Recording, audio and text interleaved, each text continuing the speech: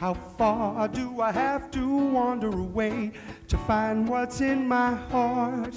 And how long will I have to search night and day to find my missing part? I spent my life in smoky places filled with nameless, meaningless faces. Give me something familiar, something I can hold on to. Whoa, whoa, I need something familiar.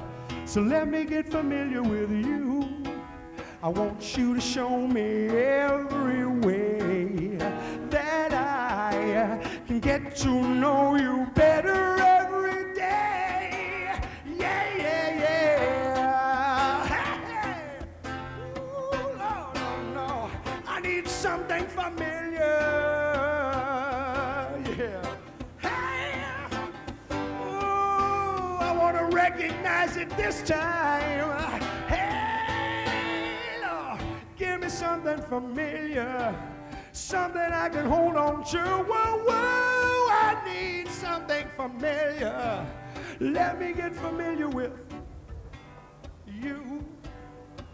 Yes, something familiar,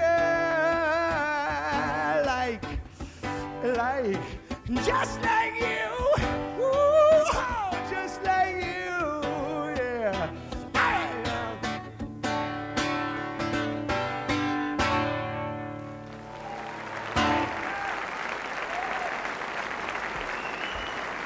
Stuart Cameron, 102.6 And tonight in Oxford at the Apollo Theatre, Dennis Locorriere is in town, and if you're not familiar with the name, you'll certainly be familiar with the voice, because he was the lead singer with Dr. Hook. Dennis, welcome to Oxford. It's nice to be here. I'm always here on a Sunday, though, Stuart. I don't know what it is. Everything's closed except me. I come to Oxford and I say, what's going on? And they say, well, unfortunately, you are. So I don't get to see it. I get to walk around, but I don't ever get to go any place that's open. Now, Dr. Hook has been split up since 1985, so what have you been doing since then? Well, you know, I was on the road so long with Dr. Hook. I mean, you know, I've told you before, like 16 years for 300 days a year. So when it stopped, I mean, I needed a year or so just to get over it, just to sit in one place and get my mail in the proper order and just, you know, try to have a life. And it took me a few years of just doing really nothing, you know, writing songs and not going on the road and stuff, just to calm down. But since I've done a little bit of acting and a lot of songwriting, and all of it's kind of made me want to get back into this. So here I am again. And you're back with just you and a guitar. Why take that form? Well, first of all, the play, I did a play last year that Shel Silverstein wrote, and it was a one-man play, and I got used to being on stage alone. And I was an only child, so I was used to, whenever I played a game, I knew how it was going to end. So it's the same thing. To tell you the truth, I thought being alone on stage with a guitar was going to be kind of limiting. But actually, it frees me up to do just about anything I want, because if somebody in the audience shouts out a song, I don't have to check with the rest of the band and orchestra. I can just go right into it. So it's been a good experience. Also, I thought as simple as possible this time, since I always was on the road with 7 guys and a big road crew. I just thought to make it as simple. I couldn't have made it any easier without not showing up at all. So what about the audience? What are they going to expect tonight? Well, I don't want them to expect anything. I want to surprise them a lot, you know. The one thing they can expect is, you know, I'm going to sing a lot of the old songs. I've reckoned with that now. I kind of shied away from the old songs in the last few years whenever I did any kind of gigs, because I got the feeling that was, you know, pushing that too much. That could be all I was. So I didn't concentrate on those too much.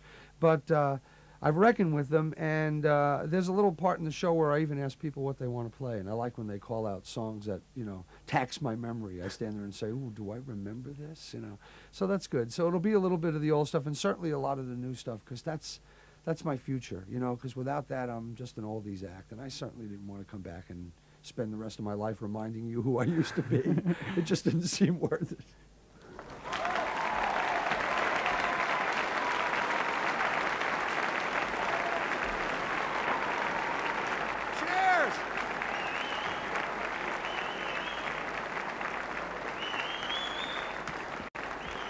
Hello. This is really nice. I haven't done a damn thing yet either. That's really good. It's good to see you. I got to be honest. When I came over, I was thinking on the plane, well, I wonder who'll be there. And look, it's all of you again. I know I've probably seen a lot of you people once or twice before, right? Somewhere? Just 12 or 13 of you, that's it? Is there anybody here that has never seen me anywhere before? Sitting way in the back so they can get the hell out of here quick, just in case. What brought you in here? You thought this was My Fair Lady or something? What? I don't care why you're here. I'm glad you're here. Thank you all for being here. Really, I don't know how to express that to you. You took a picture of me doing nothing. That's.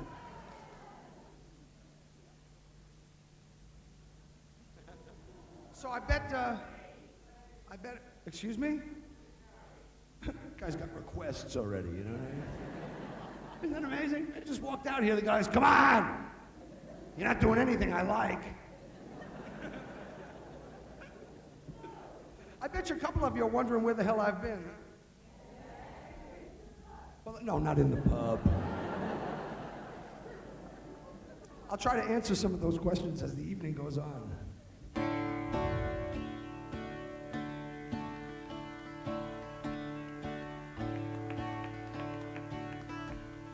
It doesn't take a lot to make her cry these days. Seems the simplest thing is sure to bring the tears rolling down her face. And I know it's just a little white lie when she tells me that there's something in her eye. Oh, it doesn't take a lot to make her cry these days. She calls me up. She wants me to come over. She knows it's late, but she needs me right now. I hear her voice break, and I'm out the door before I'm awake. Oh, it doesn't take a lot to make her cry these days. No. She says she hurts, and she could use a shoulder. I pull her close and whisper, time will heal. And she knows I'm right there, and it makes her cry just knowing I care. Oh, it doesn't take a lot to make her cry these days. Seems the simplest thing is sure to bring the tears rolling down her face. And I know it's just a little white lie when she tells me that there's something in her eye. It doesn't take a lot to make her cry. Oh, it doesn't take a lot to make her cry. No, it doesn't take a lot to make her cry these days. No. Oh.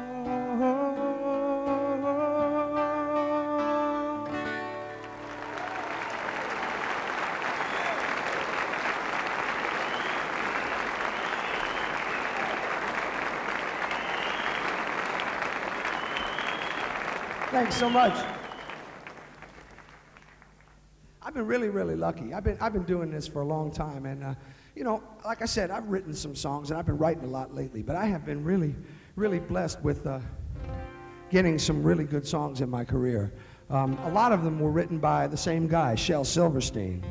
You might know Shel's name, and I think Shel was so important to me because as a real young, you know, new singer, Shel didn't only give me things to sing; he gave me things to say.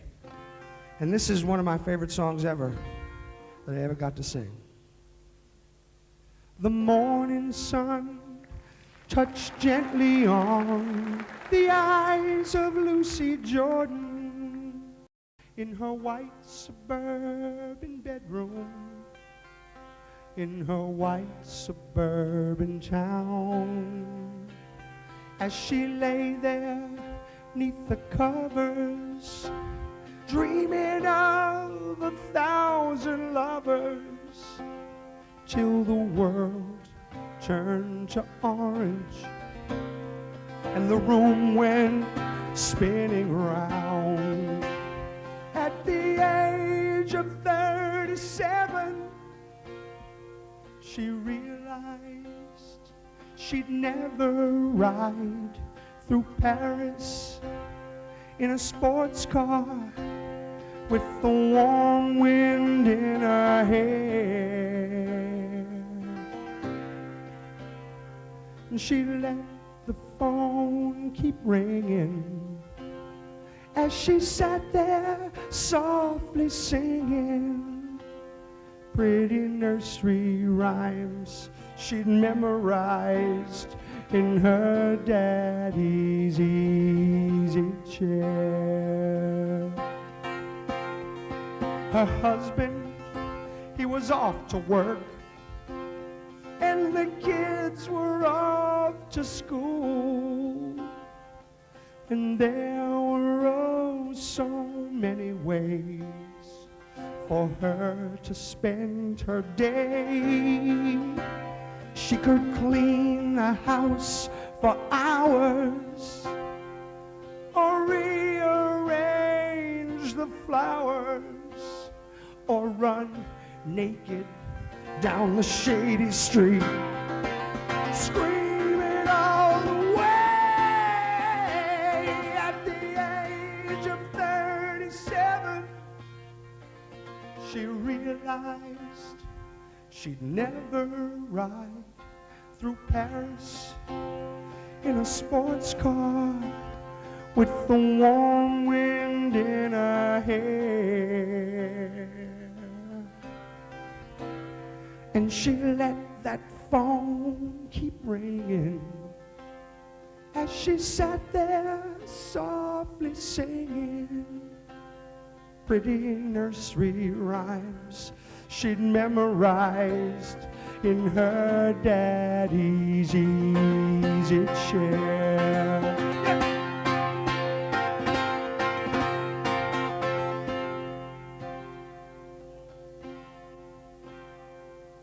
The evening sun touched gently on the eyes of Lucy Jordan on the rooftop where she'd climbed when all the laughter grew too loud. And she bowed and curtsied to the man who reached and offered her his hand and led her down to the long white car that waited past the crowd. Yes, at the age of 37, she knew she'd found forever as they rode along through Paris with the warm wind in her hair. Oh, yeah, yes, with the wind in her hair, in her hair.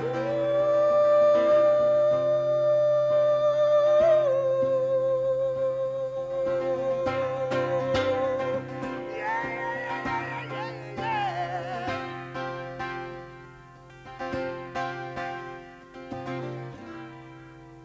The morning sun touched gently on the eyes of Lucy Jordan.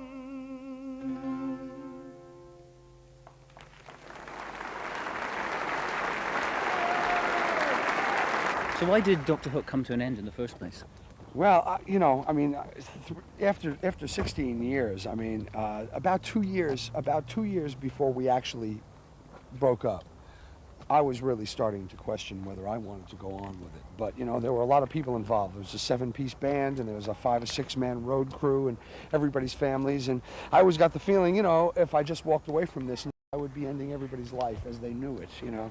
And I don't know that I didn't know that I could handle the responsibility for that. But one day I just kind of gingerly brought the prospect up to everybody, and they went, "Oh yeah, why wouldn't you like to go home?" You know. So I thought, oh well, see, I was doing these guys a disservice, you know, because everybody really did put in their time, and we wanted to know what life after Dr. Hook would be like. So we actually did our last official major tour, you know, of our yearly world tours in 1984, and then in 1985 we decided to come back to the UK and say goodbye, do a farewell tour, because we thought it would be proper rather than just hanging up the phone on somebody, you know. And that was it. That was it. And I talked to some of the guys in the band now, and nobody ever pines, and you know, I mean, we all have great stories, and you know, I did something that a lot of people don't get to do. I got to travel all around the world and have great experiences with, at least at that point, all of my best friends, you know, so that was good. So when you get to that, it's nice to just stop it somewhere and have those memories. I mean, something has to be your past, you know, so. Do you miss the big time? No, it's really relative. I mean, it's really relative. Now, you know, I mean, now I come over here and instead of staying at, you know, big giant hotels, I stay in hotels like, you know, as long as there's a bed and a sink in the room. I really, really don't. As a matter of fact, some of the big time was a pain in the ass, you know, and you get used to it. You get used to it going wherever it's going to go. You really do. But see, this is another reason when I stopped. Went back to Nashville, Tennessee. It's a nice slow pace of life. It's not New York, where I'm from, and it's not LA, where I don't ever really hope to be. But it just forced me to slow down and figure out who I was on a daily basis. Because, you know, the Dr. Hook thing was, as well as you stay in the nice hotels and you fly the Concorde and you do all that, also your life gets to be, when the record falls off the chart, you start saying to yourself, well, is that me? Is my life falling off the chart? You get to be as great as your last success. So the big time, you know, I don't mean to complain here because we're all looking for it, but I mean, it has its downs, especially when you take it serious, and especially when you start at 19 years old like I did and stop when you're 35. I virtually grew up, you know, with a certain mindset, and that mindset was get on the charts, do whatever, you know, do whatever you're going to do.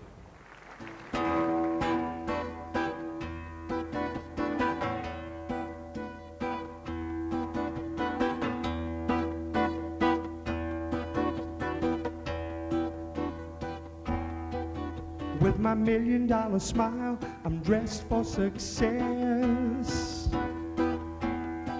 I got a team of advisors saying yes, yes, yes.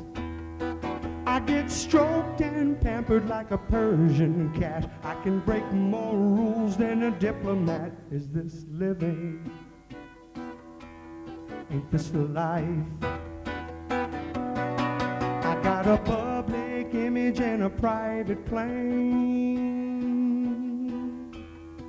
I keep the keys to the city on a big gold chain. I got 2 stretch limos, one white and one black, with a color TV and a bar in the back and a phone. Is this living? Ain't this the life? I've surrounded myself with the best that money can buy. It must be heaven, could be paradise.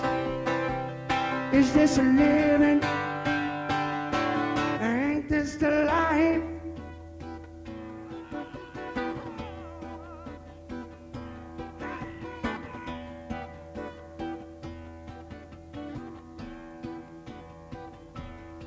I own a castle on an island in the middle of the sea. I go sailing with the guy who owns the New York Yankees. And I see my family every day, smiling and happy in that picture frame on my desk. Is this living? Ain't this the life? I've surrounded myself with the best that money can buy. It must be heaven, could be paradise. Is this living? Oh, ain't this the life? Hey, ain't this the life? Yes, ain't this the life?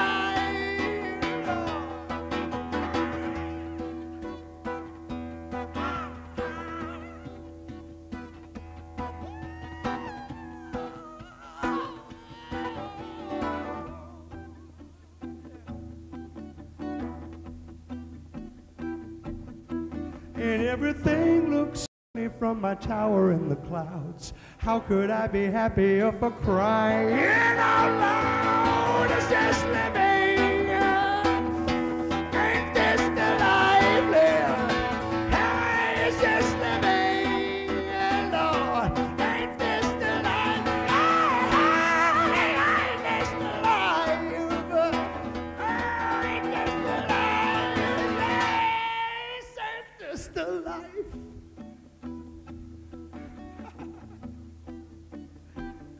Lord, ain't this the life?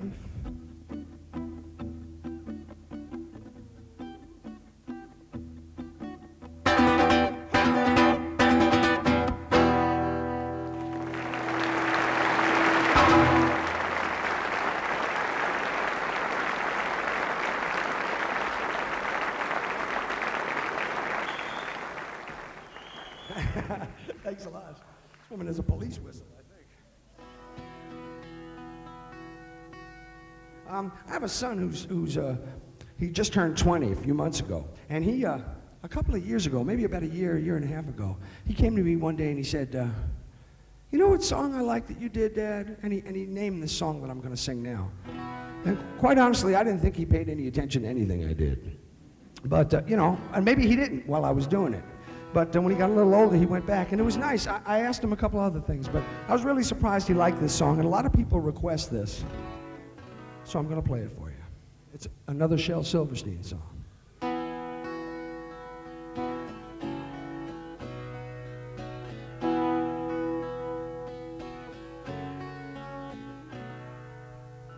I guess the dance is over now, so you just curtsy and I'll bow and ask the band to play us Old Lang Syne. And I'll just take what's left of me right back to where it used to be, and you go sail your magic carpet far across the sky. And I wish I could have made it more like the movies for you, some pretty technicolor way it's never been. I'm sorry when I kissed you, you only heard me whisper. You never got to hear those violins, did you, girl? No, you never got to hear those violins.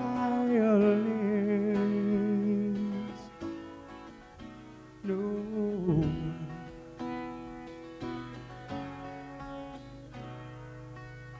The castles that you built so high were just too steep for me to climb, and I guess these dirty streets of mine were just too rough for you. I wish I could have helped you see just one of your sweet childhood dreams, but though I tried, I could not make not one of them come true. And I wish I could have made it more like the movies for you, some pretty technicolor way it's never been.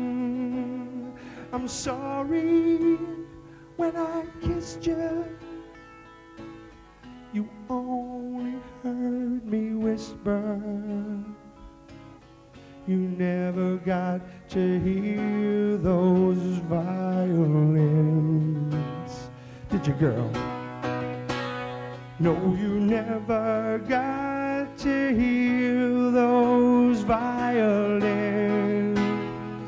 Oh, I'm I kissed you, but you only heard me whisper. You never got to hear those violins.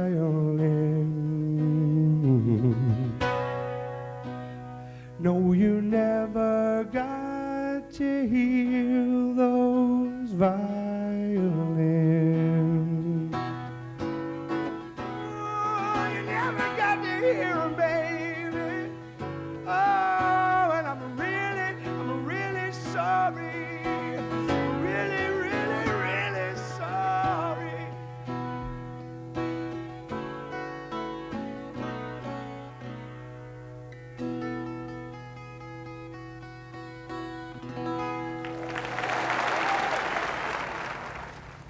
So what about the memories of Dr. Hook? Because you got up to a few funny things in your time with the band, didn't you? Let's be honest. Yeah, no, you know, again, when you're together every day like we were, you know, and when you're friends, you think of things to make it interesting for yourself. I mean, as well as the audience, you know.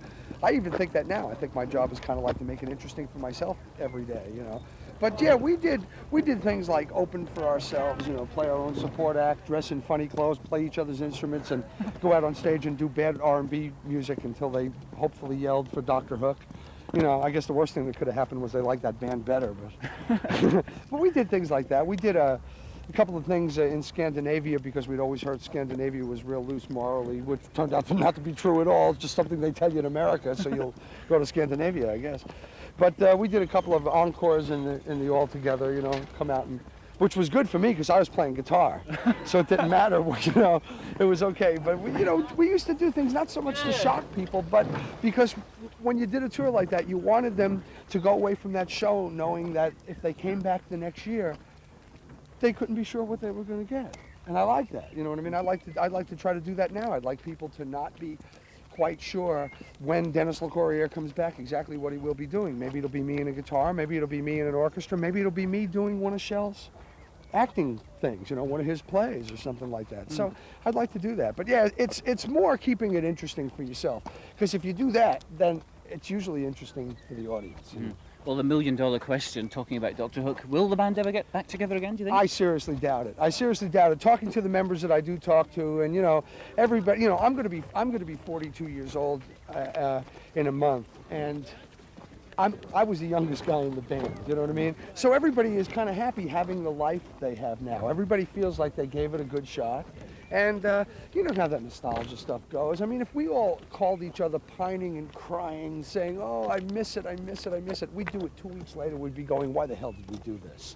You know, because we've done everything there is for this bunch of guys to do, I think, you know. And right now, I think the old Polaroids are more fun to look at than to try to go forward and do it, which is why we never recorded again. That's why we never went ahead and got another record deal, because we figured if we went and got another record deal, that's maybe 3 albums worth, and we'd be on the road for another 10 years. So I like calling these guys and talking to them more than I think I'd like being on the road with everybody again.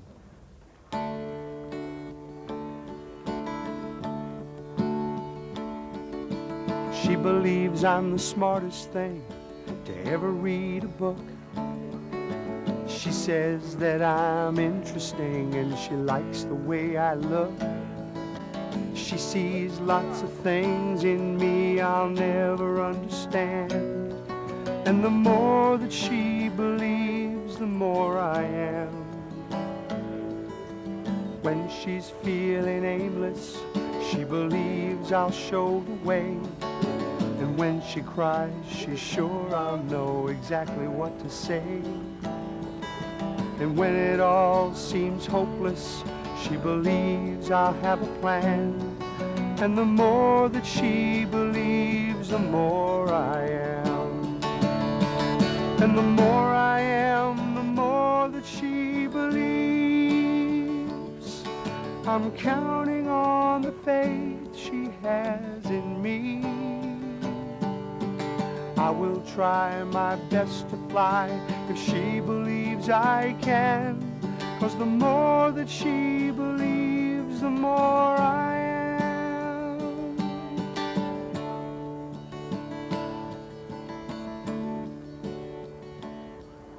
She believes I'll be faithful. She knows I'd never lie. She says that we'll be together till the day we die. She believes that I love her, and I will my whole life through. And the more that she believes, the more I do. And the more I do, the more that she believes. I'm counting on the love she has for me. I will try my best to fly if she believes I can. 'Cause the more that she believes, the more I am. Yes, the more that she believes, the more I am.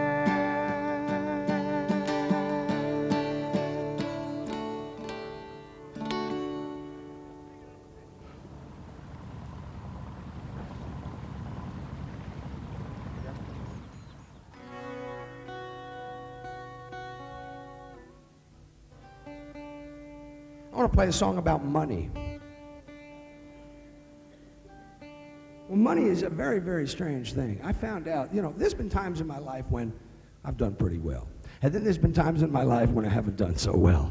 But what I found out is when I had money, I didn't feel that much better.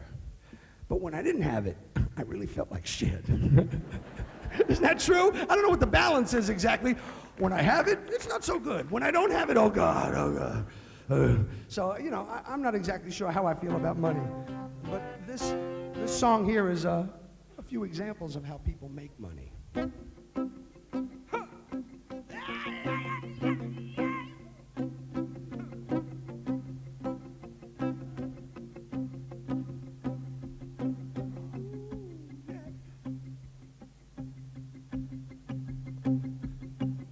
There's a young man riding in a New York taxi, looking for the easy way home. A 38 caliber snub-nosed maxi, riding in his pocket with his keys in his comb. A tool of business, ain't nothing personal.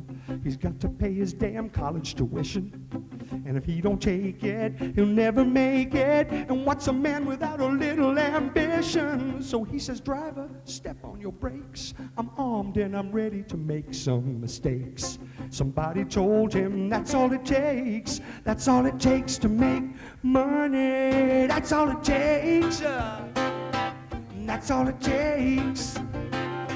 That's all it takes. Hey, that's all it takes to make money.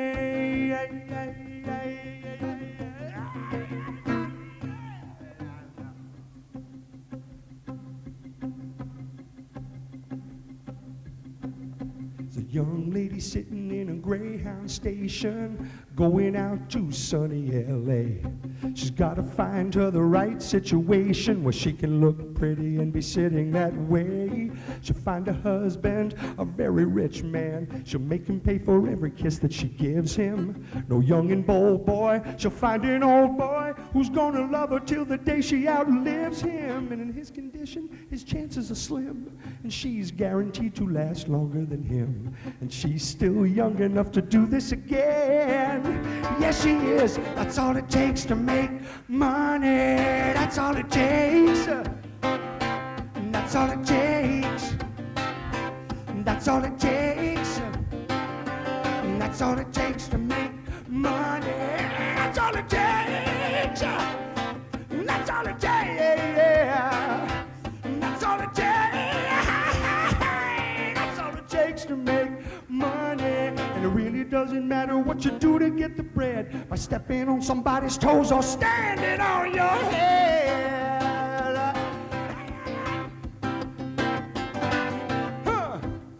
Now, I heard people singing. While I was doing the old songs, I hear people singing, and that really makes me happy. But it would really excite the hell out of me if you would sing on one of the new ones. Okay, and I only want you to sing one word. It's a dirty word, but I just want you to sing money. Well, not just anywhere. I mean, they thought they were just going to go money and go home. No, no, no, no. There's a rhythm here. Huh. You know where it goes. It says, that's all it takes. That's all it takes. That's all it takes. That's all it takes to make. Right. That's all it takes. That's all it takes. That's all it takes. That's all it takes to make. Right. That's all it takes. That's all it takes. That's all it takes. That's all it takes to make. Right. That's all it takes to make. Hey, that's all it takes to make.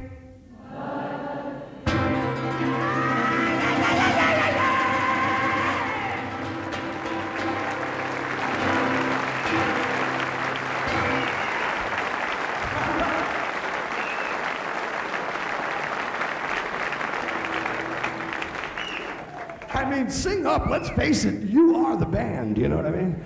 This is it. When I was on the road, I went on the road when I was, look at this, I just realized I can shine this on you. Well, that's great, it's like having an ever-ready torch here, right? I can see people.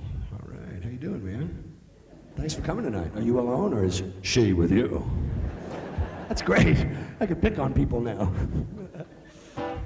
I was on the road for 300 days a year for a long time, 15, 16 years. And when I went on the road, I was like 19 years old, and it was just great. And when I came off, I was 35, and it was a little less than great. Because, you know, well, I'll tell you what, being on the road is like running away with the circus. You don't really grow up, you know what I mean? Because you only have one responsibility, and that's the show. I mean, there's radio shows and things like that. But, you know, you might talk to Gloria Honeyford or something, if you're lucky.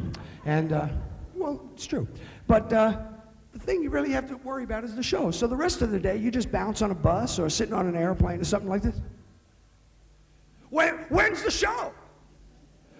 When exactly is the show? I mean, because that's what you do, you know. But when I came off the road, when I just stopped and came off and tried to live a semi-normal life, I realized that there's lots of things that goes on. First of all, if you sit in one place long enough, people call you on the phone.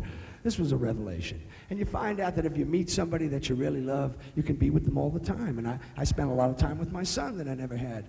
And there's some things that are really great, and there's some things you find out that are a little less than sensational, but they're important things. And one thing, serious thing that I found out is that you can have a relationship, and it doesn't have to be an opposite sex thing. It doesn't have to be a marriage. It could be a partnership or a friendship. And it just comes a certain time in your life when you have to turn around and walk away from it. It just gets to be important. And sometimes it's the hardest thing in the world to do, but sometimes it is the thing you need to do. And that's what this song here is about. It's called The Right to Walk Away.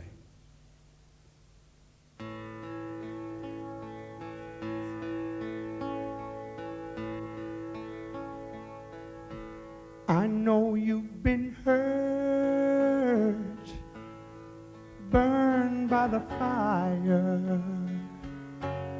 Still you held on right down to the wire. If it was so wrong, why did you stay? When you've always had the right to walk away. I understand that you have your doubts, 'cause when you fall in love too deep, it's hard to climb out. But now you have your freedom. There's no more to pay. You've earned the right to walk away. Walk right away from the one who's been breaking your heart. But don't walk away from the one chance to make a new start.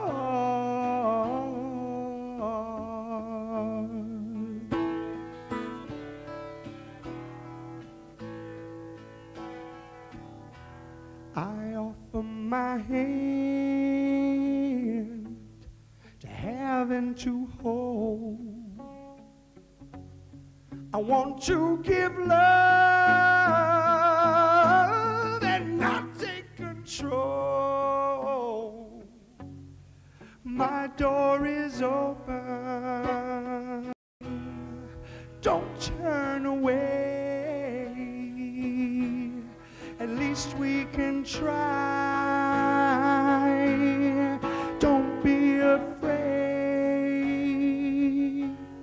We might last a lifetime or only one day. But you'll always have the right. You'll always have the right. You'll always have the right to walk away. You'll have the right to walk away. And you'll always have the right to walk away.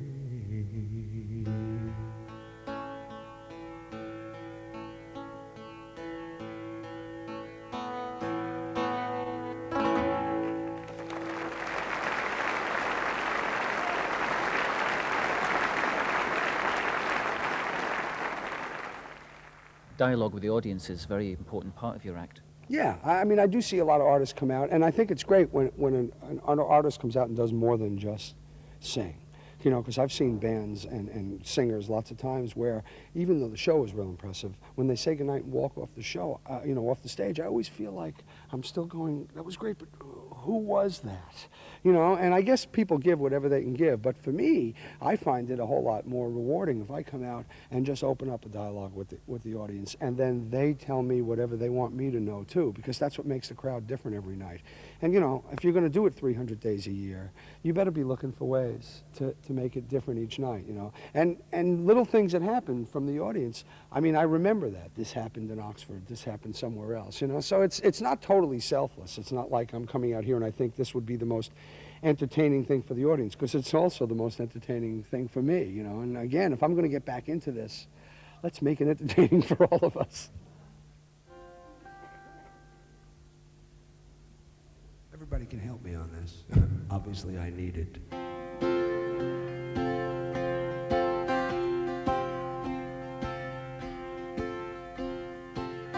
She was only 16, only 16, but I loved her so. And she was too young to fall in love, and I was too young to know. We'd laugh and we'd sing and do funny things, and it made our hearts glow. But she was too young to fall in love, and I was too young to know. So why did I give my heart so fast? It never will happen again. But I was a mere child of 16. I've aged a year since then. She was only 16, only 16, with eyes that would glow. And she was too young to fall in love, and I was too young to know. So why did I give my heart so fast? It never will happen again. But I was a mere child of 16. I've aged a year since then. She was only 16, only 16. Oh, but I love that girl so. And she was too young to fall in love, and I was too young to know. Yet she was too young to fall in love, and I was too young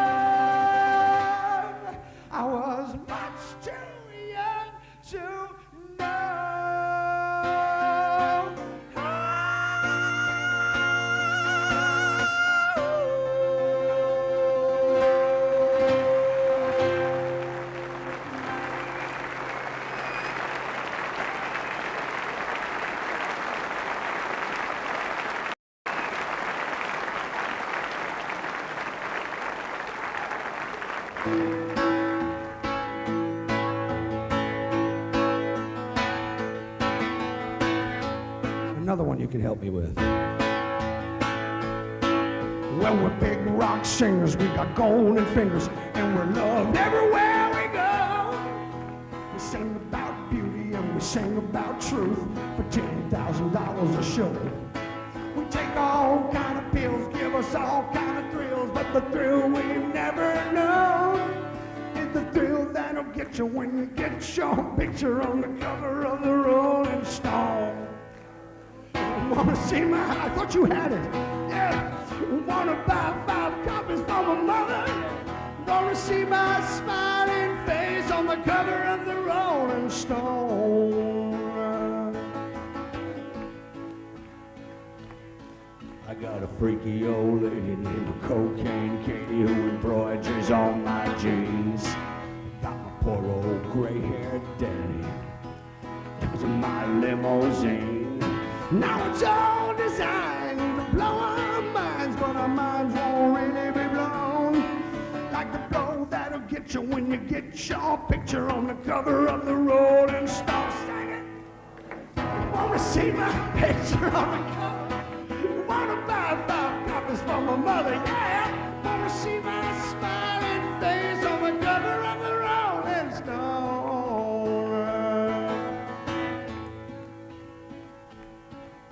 Oh, it all sort of just petered out there. Just gonna...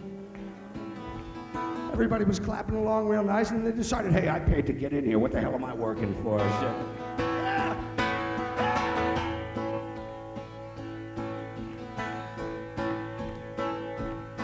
We got a lot of little blue-eyed teenage groupies who do anything we say. We got a genuine Indian guru teaching us a better way. We got all the friends money can buy, so we never have to be alone. And we keep getting richer, but we can't get our picture on the cover of the Rolling Stone. Wanna see my picture on the cover? Wanna buy 5 copies for my mother? Wanna see my smiling face on the cover of the Rolling Stone? Said the cover of the Rolling. Wanna see my picture on the cover? Wanna buy 5 copies for your mother? Wanna see my smiling face on the cover of the Rolling? See the cover of the Rolling, on the cover of the Rolling Stone.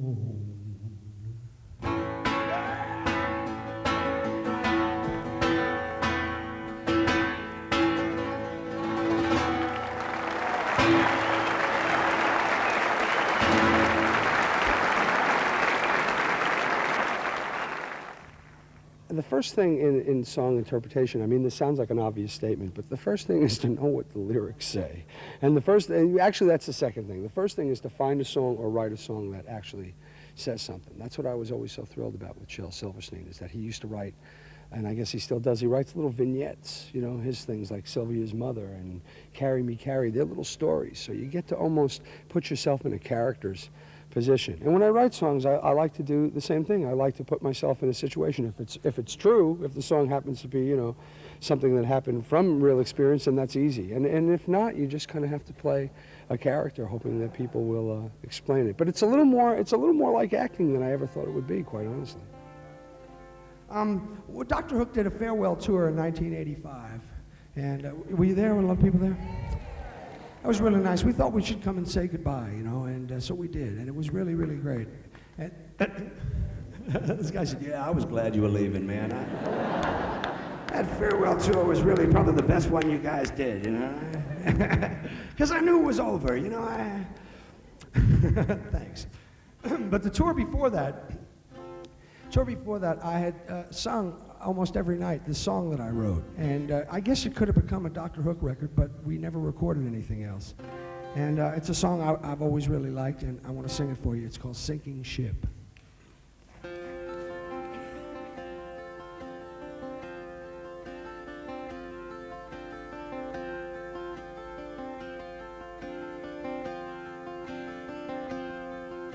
Sinking ship, We're about as buoyant as a sinking ship. Abandon all your valuables, your heart and your pride, and row with the tide till someone hears the cries of our sinking ship. Nothing's gonna save her, it's a final trip. So let's get on the radio and signal our distress. Let's send an SOS, say we never saw the iceberg, just the tip. But we hit it hard and it tore this hole in me and you. Now we're sinking fast and there is nothing we can do. We don't even have each other now to hold on to. But I'm not blaming you for our sinking ship. Who will be the captain of a sinking ship? The one who rides the wreckage to the cold ocean floor, while the other one swims ashore. Should we fight it out or give the coin a flip? 'Cause the time has come that we might have to both be strong. It'll soon be night, we're losing the light and the wind is wrong. Oh, we're in so deep and we can't keep afloat for long. Let's sing a sailor's song to our sinking ship.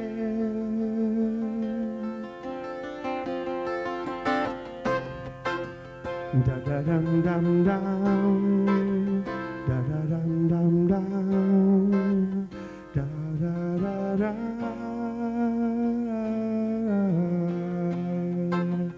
da da dum dum dum, da da dum dum dum, da da da da.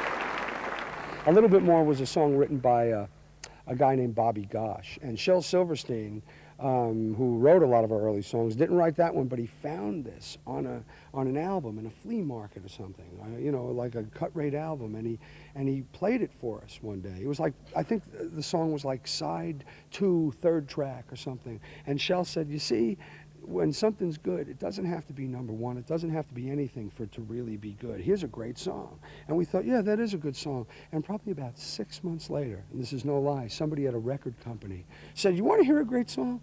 And picks up this Bobby Gosh album and plays us A Little Bit More. And we thought, oh, this is an omen. We better cut this song. And it's another, out of the Dr. Hook material, it's really been one of the most enduring songs because it says a little something to everybody. I guess that's the key. If Not You is a song that I wrote in about 1975, and I wrote it really quickly. It was a personal statement. It was something I was living through at the time, and it was such a personal statement that I couldn't play it for anybody in the band for a long time because I thought, well, sure, I like it because it's about me. I understand it.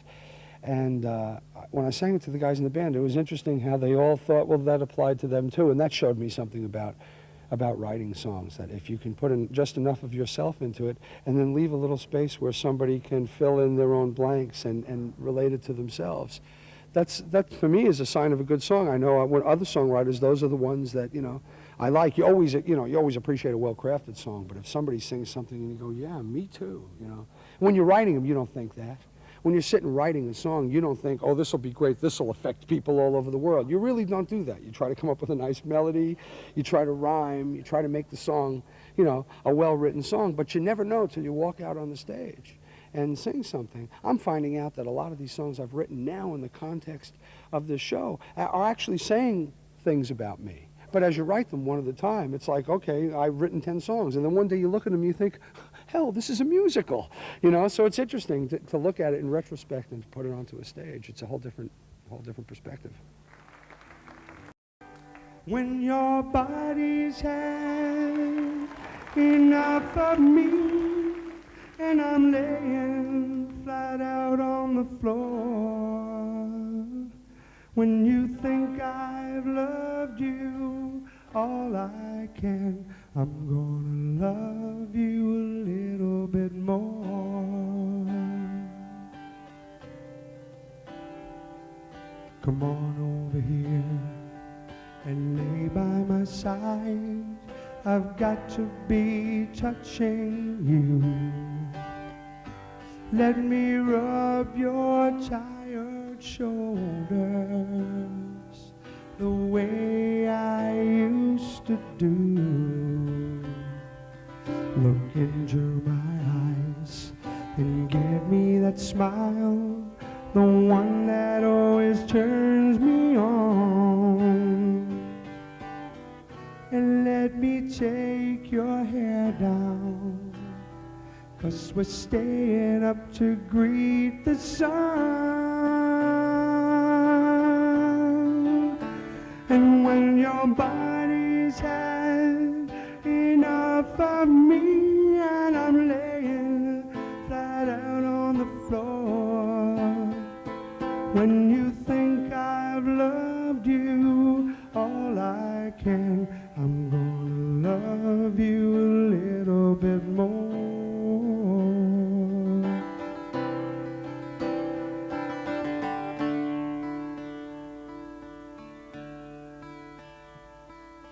Who's gonna water my plants? Who's gonna patch my pants? And who's gonna give me the chance to feel brand new?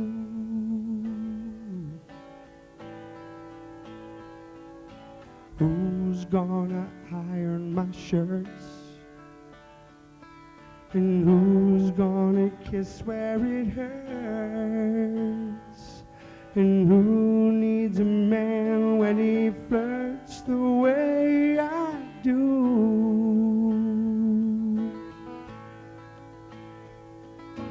Ooh, if not you.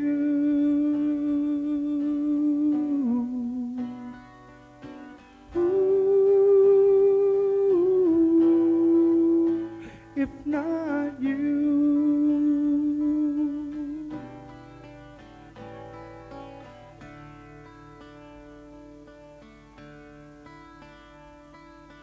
Who's gonna wake me on time?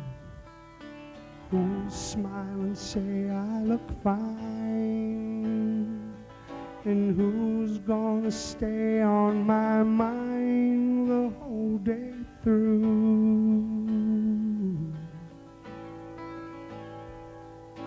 Who's gonna see that I'm fed? And who's gonna want me in bed? But who'll watch TV instead because I do?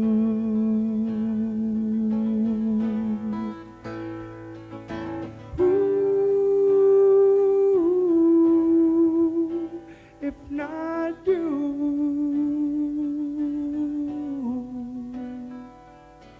Ooh, if not you. Oh, tell me.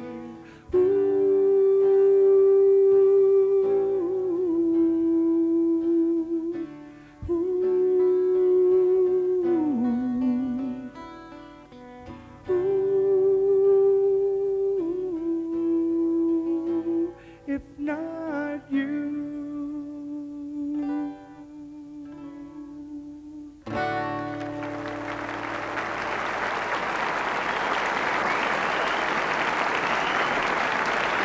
Oxford, I mean that. You never let me down. I hope I I can do the same for you. Thank you. I hope I see you again. Good night.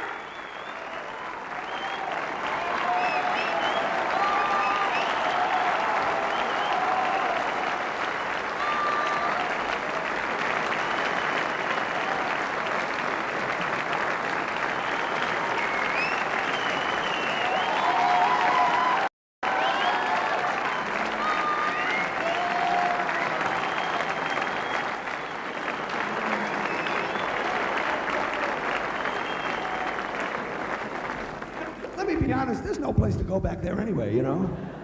And I almost had my pajamas on, so it's a good thing these are my pajamas. Now I'm ready for anything. Thank you. Yes, dear. Can you...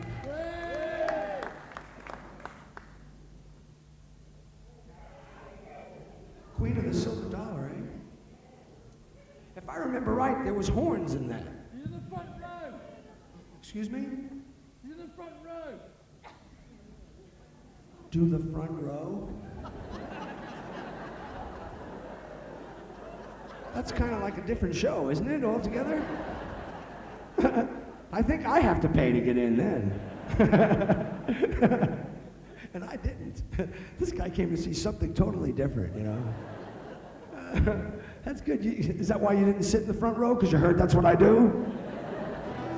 Really interesting. The guy said, well, I'll sit back here. I'd rather kind of watch, I think.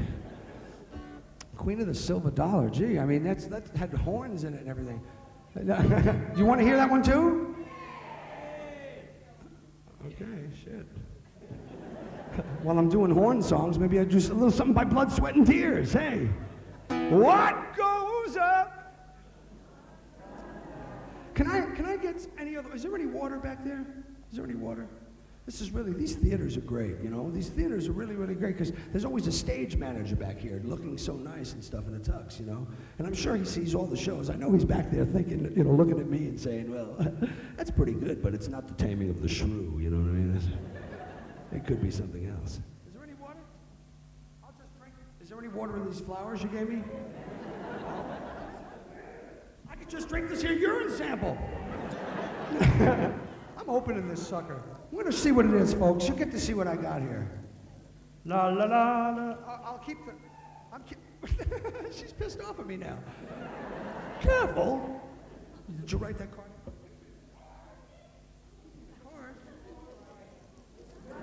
It's a vibrator? You think so?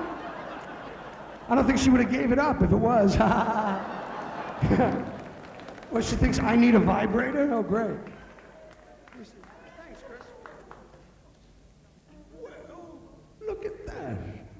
Oh, good. Whiskey from America. Something that's so rare to come by where I live.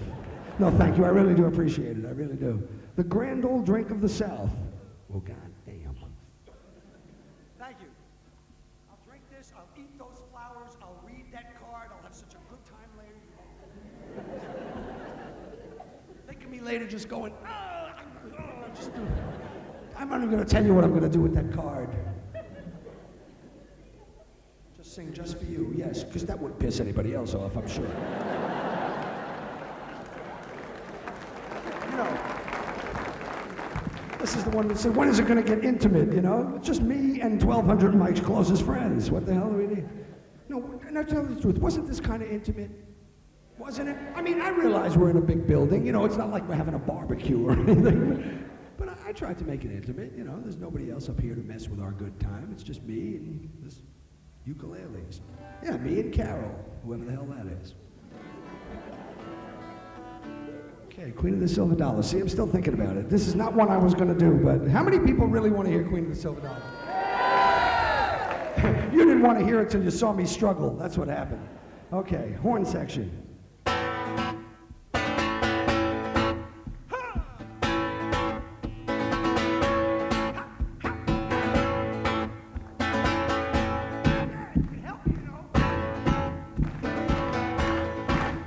She arrives in all her splendor every night at 9 o'clock. And her chariot is a cross-town bus that stops right down the block. The old piano minstrel plays a song as she walks in, and the queen of the silver dollar, she's home again. All right. She's the queen of the silver dollar, and she rules the smoky kingdom, and a scepter is a wine glass, and a bar stool is a throne, and the jesters flock around her and fight to win her favors, and see which one will take the queen of the silver dollar home.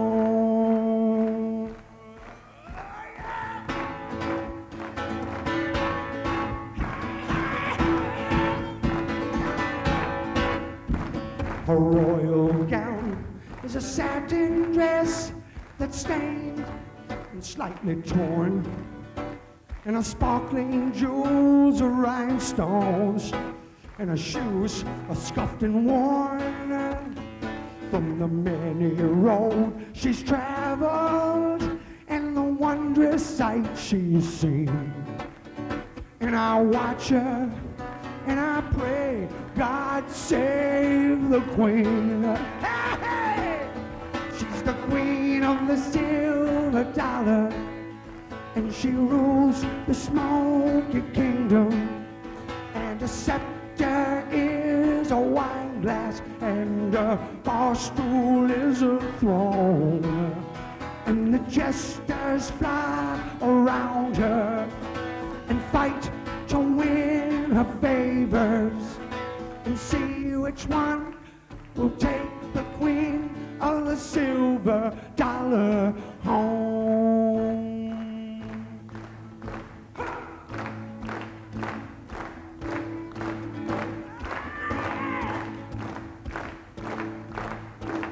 The queen of the silver dollar, she's not as hardy as she seems. She was once an ordinary girl with ordinary dreams, but I found her and I won her and I brought her to this world. Yes, I'm the man who made a queen of a simple country girl. She's the queen of the silver dollar, and she rules the smoky kingdom, and a scepter is a wine glass, and a bar stool is a throne, and the jesters flock around her, and they fight to win her favors, and see which one will take the queen of the silver dollar.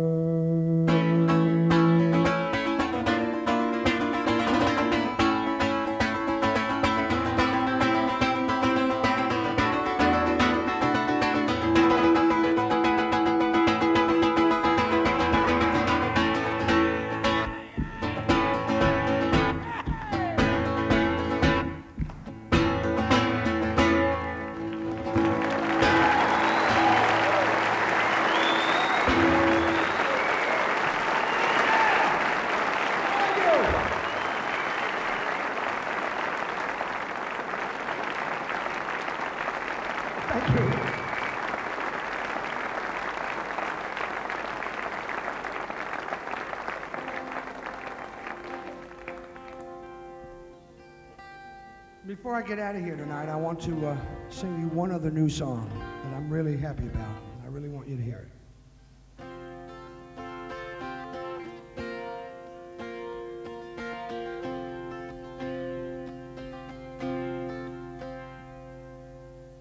I'm not one for making fancy speeches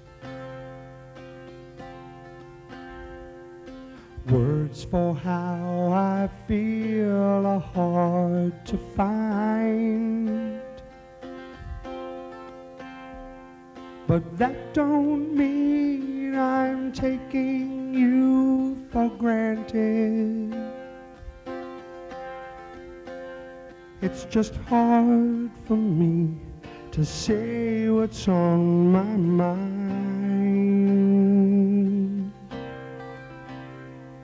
But right off the top of my head, I'd say I love you. And from the bottom of my heart, I swear it's true. Sometimes the words get hung between my heart and the tip of my tongue, but I meant every single word I said, right off the top of my head.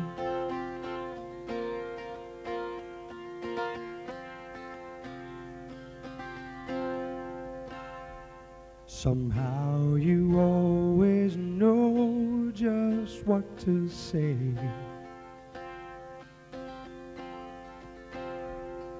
to let me know what you have in your heart.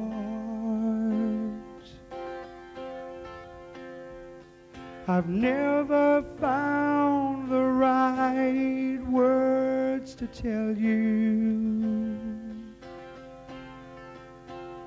There's so much to say, I don't know where to start. But right off the top of my head, I'd say I love you. And from the bottom of my heart, I swear it's true. Sometimes the words get hung between my heart and the tip of my tongue, but I meant every single word I said, right off the top of my head. I've written it down and I've tossed it around, but it never comes out right. I need a simple way to say what's going on inside. So right off the top of my head, I'd say I love you. And from the bottom of my heart, I swear it's true. Sometimes the words get hung between my heart and the tip of my tongue, but I meant every single word I said.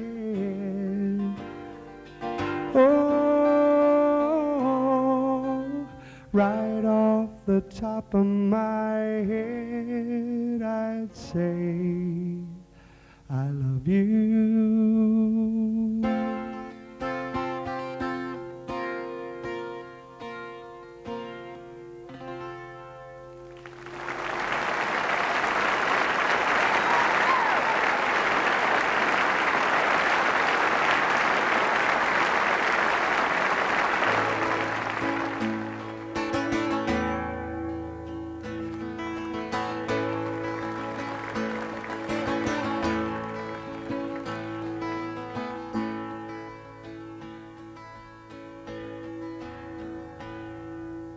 Sylvia's mother says Sylvia's busy, too busy to come to the farm.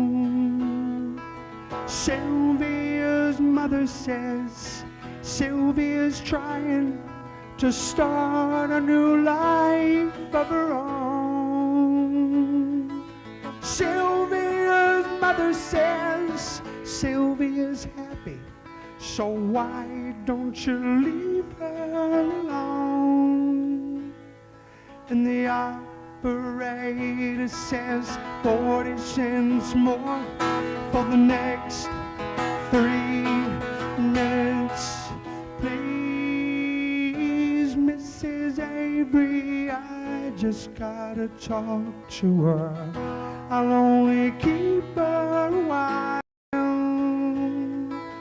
Please, Mrs. Avery, I just wanna tell her goodbye.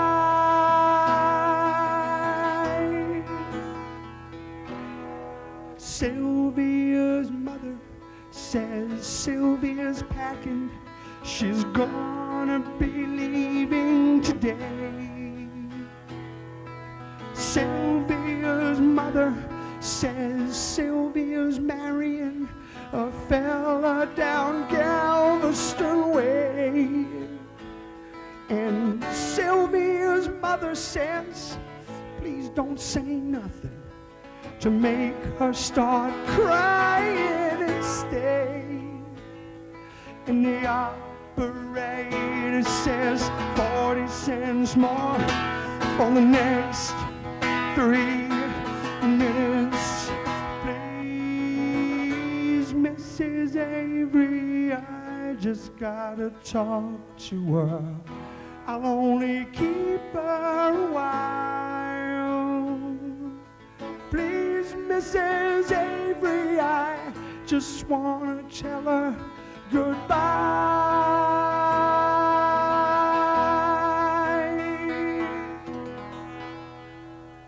Sylvia's mother says Sylvia's hurrying. She's catching the 9 o'clock train. Sylvia's mother says take your umbrella, 'cause Sylvia, it's starting to rain. And Sylvia's mother says thank you for calling, and son, won't you call back again? And the operator says 40 cents more for the next 3 minutes. Please, Mrs. Avery, I just gotta talk to her. I'll only keep her a while.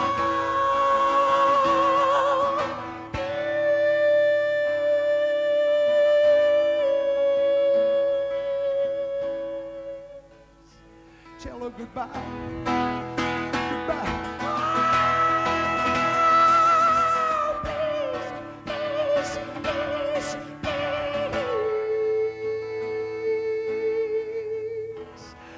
Only keep her a while.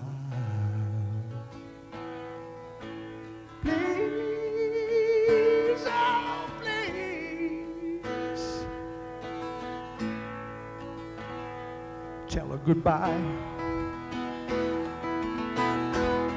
Please, tell her goodbye for me.